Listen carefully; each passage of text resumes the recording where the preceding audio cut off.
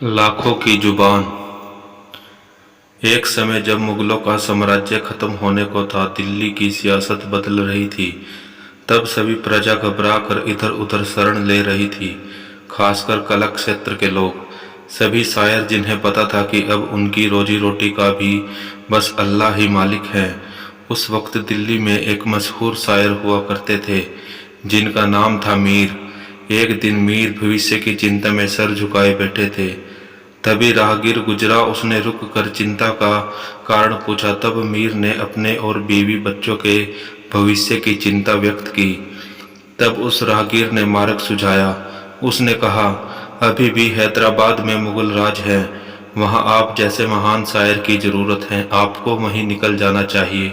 मीर को यह बात ठीक लगी और उन्होंने दिल्ली से रवानगी लेना तय किया। कई बैलगाड़ियां सजी, जिस पर उनका पूरा परिवार हैदराबाद की तरफ चल पड़ा। सफर कई महीनों का था, जिसमें कई शहर, कई संस्कृति के दर्शनों के बाद मंजिल मिलना था। आज का वक्त नहीं जो मिनटों में उड़ान भरकर दूरियां मिटा दे। मीर भी उस सफर पर निकल पड़े। कई जगहों पर रुकते हुए वे आगे बढ़ रहे थे। कुछ दिनों के सफर के बाद उनकी पोती ने उनसे बिगड़ी हुई उर्दू में कुछ बातें कही, जिससे मीर स्तब्ध रह गए। उन्हें एहसास हुआ कई संस्कृति और भाषाओं के मेल से उनकी पोती की भाषा बिगड़ गई है। उर्दू के महान शायर के लिए यह पल अत्यंत दुखदायी था। जिन्हें भाषा में प्रचुरता हासिल थी, उनकी पोती उसी भाषा का अनादर कर रही थी। उसी क्षण मीर को एहसास हुआ और उन्होंने अपना काफिला रोका और तुरंत दिल्ली की तरफ वापस रुख करने का आदेश दिया। जिस पर उनकी बेगम ने पूछा, आपने फैसला भविष्य के लिए लिया था, अब आप पीछे क्यों जा रहे हैं? जिस पर मीर ने जवाब दिया, बेगम, तुम्हें रोजी रोटी की पड़ी है, यहाँ जीवन की दौलत लूटे जा रही है।